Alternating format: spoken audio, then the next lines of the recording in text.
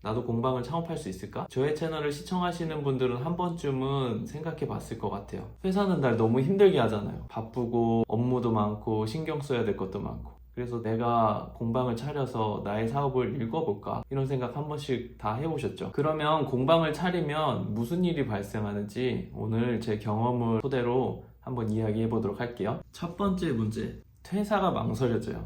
퇴사 그냥 때려치면 되는 거 아니야? 정말 그렇게 생각하시나요? 제가 공방 차리면서 가장 결정하기 어려웠던 것 중에 하나가 바로 퇴사였어요.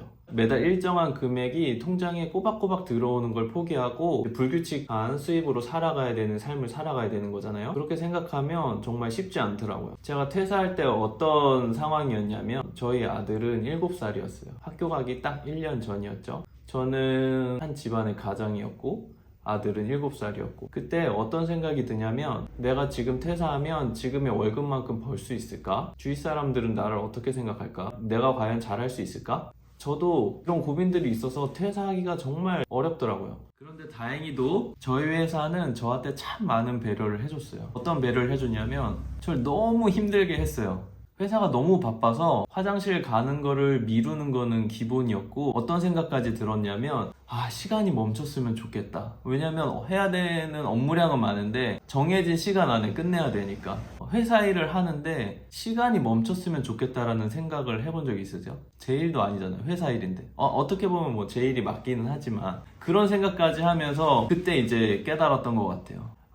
내가 밖에 나가서 내 일을 해도 이 정도로 정말 열심히 일을 한다면 적어도 여기에서 받는 월급만큼은 내가 벌 수 있을 것 같다라는 자신감이 그때 생기더라고요. 그 자신감이 생기고 나서 사직서를 바로 냈어요. 그리고 한편으로 또 어떤 생각이 했냐면 혹시나 망할 수도 있겠다. 그러면 혹시나 망하면 1년 뒤에 재취업하면 되니까 딱 1년만 도전해보자. 그러면 괜찮잖아요. 1년 뒤에 취업할 수 있으니까. 물론 금전적인 손해가 많이 발생할 수 있지만 인생을 길게 봤을 때 1년 정도는 내가 도전해볼 만 하겠다 이런 생각이 들더라고요. 그래서 저는 퇴사할 수 있었던 것 같아요. 지금 만약에 퇴사를 고민하고 계신 분들이 있다면 한번 1년 정도는 내가 도전해봐도 되지 않을까? 이런 생각을 한번 해보면 도전할 수 있을 것 같아요. 누구든지. 두 번째로 이제 문제가 발생하는 거는 수입이 많이 줄어요. 그렇게 막상 퇴사했더니 수입이 없어졌죠. 저는 다행히 인스타그램으로 판매를 하고 있었던 시점이라 판매가 어느 정도 일어나고 있어서 수익이 완전 줄진 않았어요. 한 달에 수익이 어느 정도였냐면 월 20만원에서 30만원. 그래도 너무나도 적죠. 이제 공방을 오픈하면서 몇 달 동안은 어쩔 수가 없어요. 수익이 너무 적기 때문에 내가 모아놨던 돈들을 사용하면서 버티는 수밖에 없었던 것 같아요. 가죽 공방은 대중적이지 않잖아요. 커피숍이나 식당처럼 오픈만 한다고 해서 모르는 사람이 찾아오질 않아요. 그래서 어느 정도의 시간이 필요한데 저는 그걸 6개월로 봤어요. 6개월 동안 내가 아무 수익이 없어도 버틸 수 있는 자금을 저는 확보했어요. 그래서 최소한의 금액으로 운영을 했고 생활비도 굉장히 줄여가면서 생활했던 것 같아요. 6개월 동안. 그런데 저는 다행히 6개월 만에 퇴사 시점에 월급을 수익으로 창출할 수 있게 됐어요. 그 이후로는 물론 제가 받았던 월급보다 훨씬 많이 벌기 시작했고요. 다음에 기회가 된다면 퇴사하고 나서 퇴사 직전에 받았던 월급만큼 벌게 되는 과정에 대해서 조금 더 자세하게 이야기해드리고 거기에 대한 정보도 알려드리도록 할게요. 자, 그리고 세 번째 발생되는 문제는 주위의 시선이에요. 아내가 출근하고 나면 제가 아들을 등하원 시켰는데 그때 어차피 집에만 있으니까 모자 푹 눌러쓰고 추리닝만 입고 등하원을 시켰어요. 매일 등하원을 시켰더니 한두 달 지나니까 어린이집에 같이 다니는 어머니 부모님들이 저를 이상한 눈으로 쳐다보는 것만 같은 거예요. 저 남자 뭐지? 저 아빠 뭐지? 왜 평일날 저렇게 놀면서 지내지? 어느 날도 똑같이 아들을 하원시키고 있는데 어느 엄마가 하는 말을 스치듯이 들었어요. 저 아빠 어떡하려고 저래? 이런 이야기가 제 귓가에 살짝 들린 거예요. 제가 멘탈이 약한 편은 아닌데 그 이야기를 들으니까 멘탈이 살짝 흔들리더라고요. 아마 여러분도 공방을 다니면 주위에 여러 가지 이야기들이 많이 들릴 거예요. 그리고 공방을 창업을 한다 이런 이야기를 주변에 하면 그렇게 걱정을 많이 해주세요. 저 대신. 근데 걱정하는 이유들이 굉장히 현실성 있고 타당해요. 그들이 걱정하는 건. 저는 어떤 걱정을 들었냐면 너 남자가 공방을 하는데 대다수의 가죽공예에 오시는 수강생들은 여자일 텐데 누가 남자가 있는 공방에 가냐. 그리고 가죽공예는 대중성이 없는데 월세나 벌 수 있겠냐. 이런 등등의 걱정들. 그게 틀린 말은 아니거든요. 그런 이야기를 들으면 자꾸 멘탈이 약해져서 포기하고 싶은 마음이 생겨요. 그런데 이런 이야기들을 굳이 걱정하며 들을 필요가 없는 게, 대부분의 나를 걱정해주는 사람들은 사업가예요? 아니에요. 대부분의 사람들은 직장인이 많아요. 그렇기 때문에 그런 이야기들을 잘 듣고 새기기는 해야겠지만 그거에 대해서 너무 매몰될 필요가 없어요. 가죽 공방을 창업하는 건 사장님이 되겠다는 거잖아요. 사업가들의 이야기를 들어야 돼요.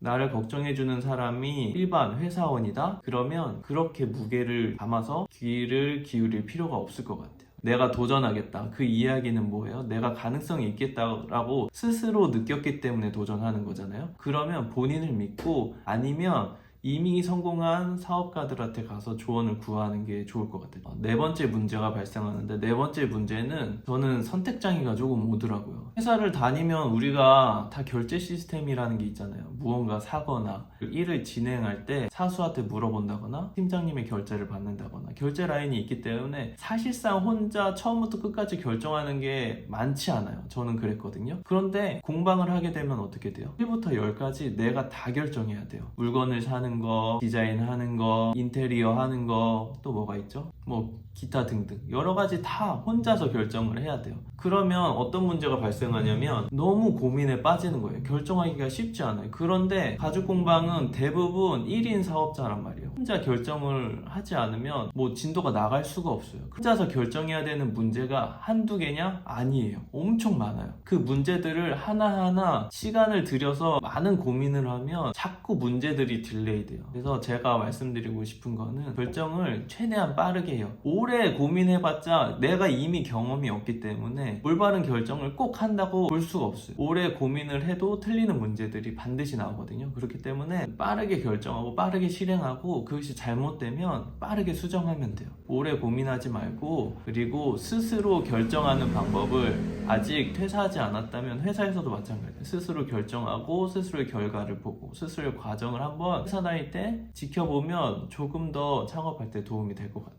그래서 제가 하고 싶은 말은 이거예요. 첫 번째는 공방을 창업하기로 했으면 스스로를 믿고 망설이지 말고 한번 도전해보세요. 다른 사람 의견 듣지 말고. 두 번째는 처음에는 수익이 많이 발생하지 않기 때문에 최소한 6개월의 자금은 확보해두고 공방을 창업하시면 되고, 세 번째는 이제는 사업가이기 때문에 회사원 마인드로 하지 말고 사업가는 어떻게 해야 되는지 책들을 통해서 지식을 습득해도 되고, 아니면 주변에 사업하시는 분들이 있으면 그분과 대화하면서 이야기해도 되는데, 사업하시는 분들과 대화할 때 주의사항은 성공한 사람과 이야기해야 돼요. 성공하지 못한 사람들의 이야기는 굳이 들을 필요가 없다는 거 다시 한번 기억하시고, 마지막으로 선택과 행동이 느려질 수 있는데 많이 고민하지 마시고 선택하시고 빠르게 행동하시고, 만약에 잘못됐다 그러면 빠르게 수정하시고 다시 재출발하는 게 본인 스스로도 더 빠르게 성장시키는 길이라는 거 기억했으면 좋겠어요.